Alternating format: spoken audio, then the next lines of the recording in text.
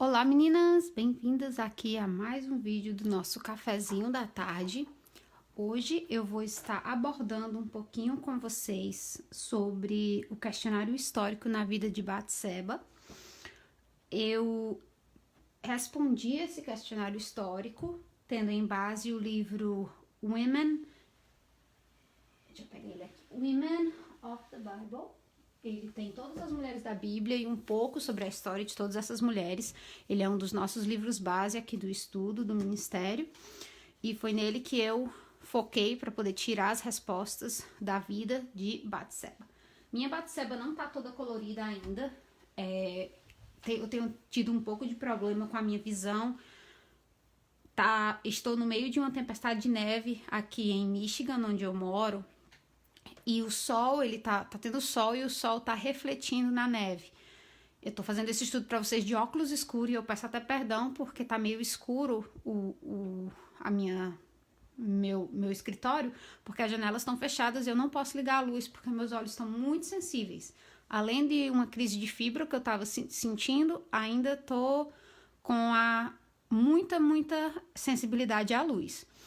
Então, eu tenho tido um pouco de problema, mas eu vou mostrar pra vocês como são as cores que eu escolhi pra ela.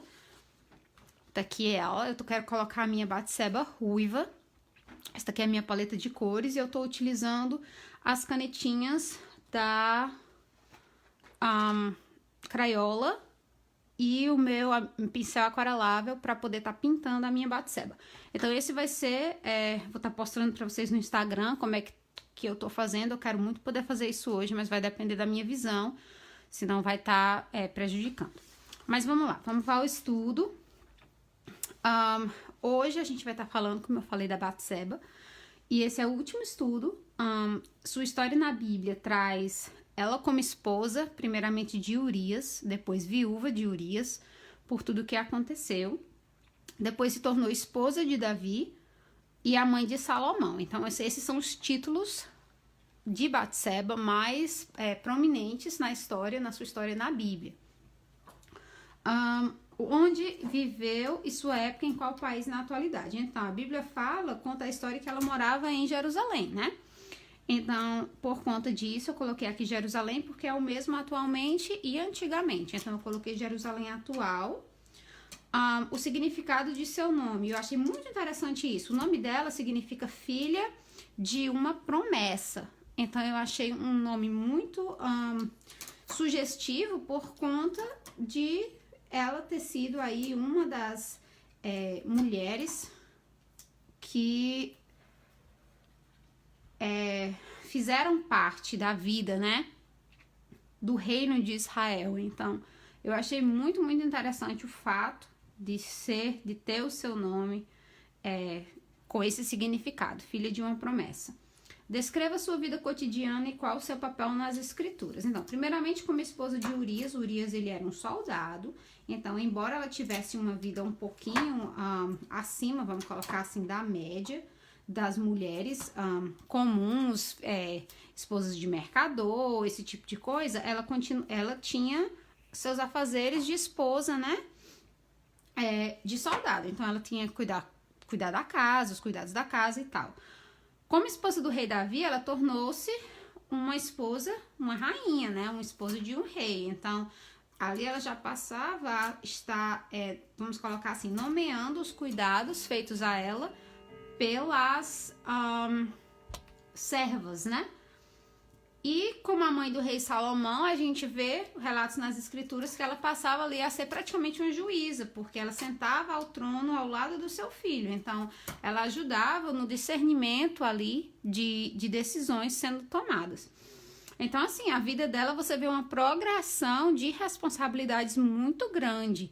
Eu acho, Tia Neuma, eu acho, assim, algo muito incrível que Deus fez na vida de Batseba, por essa progressão de responsabilidades. Eu imagino que Deus, ele estava ali abrindo a porta da vida dela para as bênçãos que ele estava preparado para ela, né? Para as promessas que ele tinha para ela, como o próprio nome dela diz.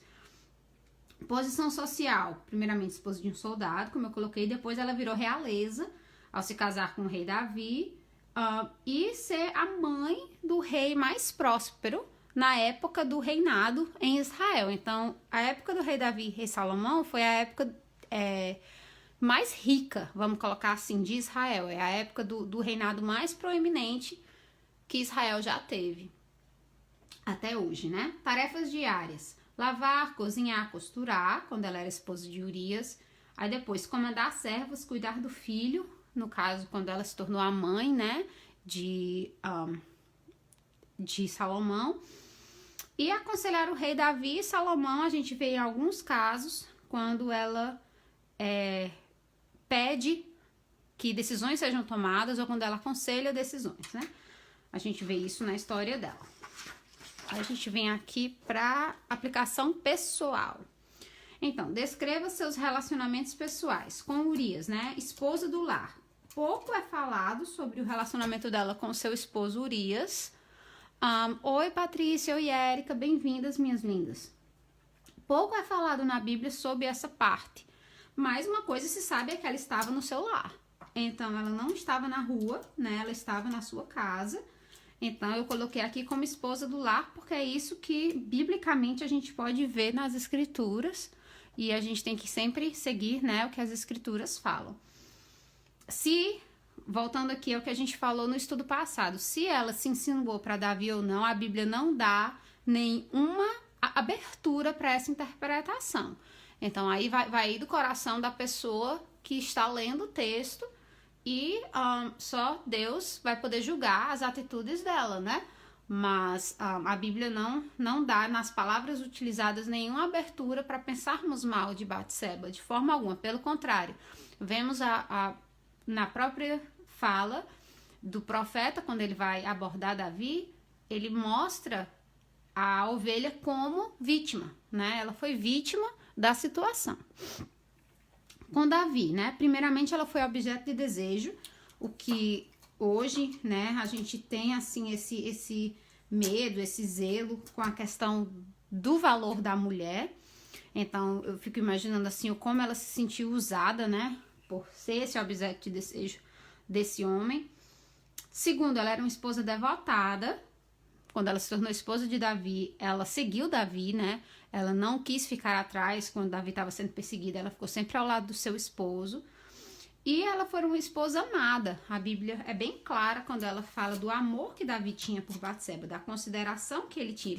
Ela se tornou ali uma das esposas queridas, né? Esposas favoritas é até triste de dizer, né? Esposa favorita, mas infelizmente esse é o contexto. Então ela se tornou ali uma das esposas favoritas do rei Davi, sendo a mãe do próximo rei que viria, né, a reinar ali sobre Israel. E com Salomão, ela era uma mãe sábia e amada. Então, Salomão, ele amava muito sua mãe, né? Ele colocou uma cadeira ao seu lado. Ele poderia ter colocado uma cadeira para uma das esposas. A Bíblia poderia ter dito isso, né? Mas não, ele colocou uma cadeira para sua mãe. Então, a gente vê quão sábia Batseba era. Porque Salomão, ele não iria fazer isso. Ele era uma pessoa sábia. Ele não iria fazer isso por nada, né? Então, ele estava querendo ali honrar a sua mãe e poder fazer com que a sabedoria da sua mãe fosse útil ao reino. Qual é o seu testemunho para mim hoje? Então, primeiramente, como Deus pode curar uma alma profundamente machucada? A gente vê que ela chorou quando o esposo dela faleceu. Ela amava o seu esposo. É bem interessante se você pensar, né? Quando Judas, ele se enforca, é utilizada a palavra remorso, né? Não arrependimento. Quando Pedro chora, é utilizada a palavra arrependimento. Quando Judas se enforca, remorso. Quando ela chora, não é usada nenhuma das duas.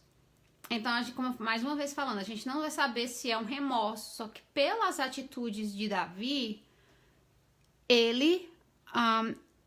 ela passa a ver Davi com outros olhos, né? Não apenas com aquele homem que a desejava, mas ela passa a ver como Davi, a amargura vai descamando na vida dela.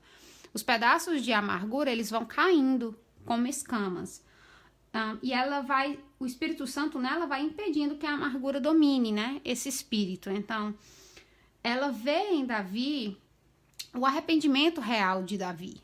Ela vê em Davi que toda aquela circunstância que Davi passou, ele se arrependeu profundamente. E isso tocou alguma coisa na vida dela, né? Não perder a esperança no fruto, coragem e graça. Então, não perder a esperança no futuro, coragem e graça. Ela continuou, né, fiel ali a Davi, e ela teve a esperança de que seu filho viria ali a reinar, e ela foi nessa coragem e nessa graça que ela permaneceu ali, criando seu filho em sabedoria. Eu imagino que a sabedoria de Salomão não desceu simplesmente do Espírito Santo de uma vez, embora ele tenha pedido sabedoria. Amém, Luciana. Embora ele tenha pedido a Deus sabedoria, eu imagino por ele ter pedido sabedoria e não riquezas, ele já deveria ter uma sabedoria vindo de berço. A forma como Salomão foi criada, você vê que é totalmente diferente como os outros meninos foram criados, né? A forma como eles se rebelam contra o pai. E Salomão não. Então, assim, eu fico imaginando ali a sabedoria que Batseba tinha como mãe, né? Ela cresceu num lugar ali que teu filho estava sendo com risco de morte o tempo todo dos irmãos. Então, é algo assim que nós, humanos, não conseguimos nem pensar, né? Nosso filho está passando algum risco, a gente já fica preocupada. Imagina ali no próprio teto, né? Na própria situação de vida ali. E os relacionamentos podem ser restaurados. Então, isso foi uma coisa que... eu vi uma frase faz pouco tempo nas mídias sociais. Ela dizia assim... foi nas mídias sociais e também no próximo estudo que a gente vai estar fazendo, é sobre perdão. Sobre os espinhos que a gente vai estudar na Mulher de Provérbios 31. Mas ele fala assim, que você perdoar não significa que o perdão, ele depende de mas a restauração, a reconciliação depende de dois. E que você não pode tomar sobre si as cargas de reconciliação com alguém que não se arrependeu. Então você pode perdoar, que é a sua parte, que é não levar mais em conta o que ela fez para o mal dela. Mas você não precisa se reconciliar com essa pessoa e conviver diariamente, né? Isso vai depender, isso já é responsabilidade dela, e você não pode tomar a responsabilidade de outro nas suas costas. Então eu vejo que no caso de Batseba, ela viu no esposo esse segundo passo, que seria o arrependimento, e daí veio dela, né, essa reconciliação, que eles tiveram um casamento feliz, com um filho que foi abençoado por Deus, e que pôde ali estar abençoando a todo Israel no seu reinado. Então, os relacionamentos, eles podem sim ser restaurados, e Batseba é exemplo disso, né? Não poderia uma história começar tão mal como a dela começou, e Deus, assim, ele restaurar, né, dos pedaços de barro, ali fazer um vaso novo. Quais as virtudes que posso ver em sua vida? Eu destaquei 2 virtudes. Primeiramente, obediência ao seu rei, mesmo que em pecado, mesmo que infelizmente ela pecou, né, por adulterar o seu esposo. Eu não sei das consequências, não sei das condições, do que ela estava passando, o que estava passando na cabeça dela naquele momento. Não sei de que forma Davi a seduziu, a abordou, eu não sei. Mas eu sei que ela foi obediente ao seu rei, né? Ela foi obediente, ela o chamou quando se viu ali em risco. E embora a obediência tenha sido para alguma coisa que não deveria ter sido naquele momento, ela se tornou em uma obediência futura, onde ela continuou obedecendo a Davi no certo. Então eu vejo isso como uma virtude, essa obedecer o rei no certo, né? Filha, eu não posso falar com você agora. Eu posso ligar pra vovó. Agora não, me dá um segundo, mamãe tá já terminando, tá bom? E diligência como mãe e esposa, eu vejo o seu constante cuidado, eu vejo esse constante cuidado dela com o lar, né? Mesmo que o lar fosse uma tenda, quando ela estava fugindo, porque mesmo sendo esposa do rei, eles passaram muito tempo como nômades, dependendo dos favores das pessoas ao seu redor, porque o filho dela estava em risco, a vida dele estava em risco, porque os filhos o filho Absalão e o outro estavam tentando tomar o poder. Então, ela continuou ali, diligente, sabe? Ela continuou o seu cuidado como esposa. E eu vejo isso, assim, muito importante nas situações que nós passamos no lar. Como eu já compartilhei com vocês, muitas vezes eu lido com... Deus sabe o que passa no coração de cada pessoa, mas eu lido com muita tendência a pecar por rispidez, por ira, por respostas que não são brandas, ou por como eu tô me sentindo naquele momento, tá sem paciência, ou por conta do próprio pecado, por conta da natureza do pecado. São várias as tentações. Mas nós temos que compreender que a diligência é algo diário, né? Nós devemos diariamente estar ali lutando, pedindo perdão e fazendo o que é certo. E ela, eu vejo que como mãe... Mamãe, fala já com meu amor. Mamãe precisa terminar aqui. Fecha a porta, princesa, por favor. Mamãe já vai. Mamãe tá já terminando. E eu vejo que Deus, né, a usou para nos mostrar isso. Eu vou terminar a minha pintura de Batseba esses dias e vou estar colocando no meu Instagram, na lojinha, para vocês que querem anexar a Bíblia. E eu oro que nós tenhamos um coração de mãe que Batseba teve, que nós tenhamos a obediência de esposa que Batseba teve, que nós tenhamos a sabedoria de mulher que Batseba teve. Porque mesmo em meio a tanta luta, ela soube perdoar, ela soube contornar a situação ali de uma forma que o Espírito Santo a guiou. E ela pôde abençoar muitas pessoas de Israel com a sua sabedoria do trono, né? Ali sentada ao lado do seu sábio filho Salomão. E é isso, gente. Aqui eu termino Batseba. Foi como as outras mulheres também, trouxe grande riqueza para minha vida. E eu oro que Deus possa estar abençoando a vida de vocês através desse estudo. Compartilhe com as amigas, convida para fazer o estudo. Ainda vamos ter aqui mais 12 mulheres. Essa daqui é a mulher 12, né? Eu acredito. Deixa eu contar aqui novamente. Se ela é a 12 ou ela é a 11. Vamos lá. 1, 2, 3, 4, 5, 6, 7, 8, 9, 10, 11, 12. Ela foi a 12. Próximo mês a gente vai começar com a mulher de Provérbios, estudo histórico, vida cotidiana e tópico de imersão, costurar. Então, convido você a fazer o estudo conosco e não perca cenas dos próximos capítulos, tá bom? Um beijo, amo vocês em Cristo, gente. Tchau, tchau.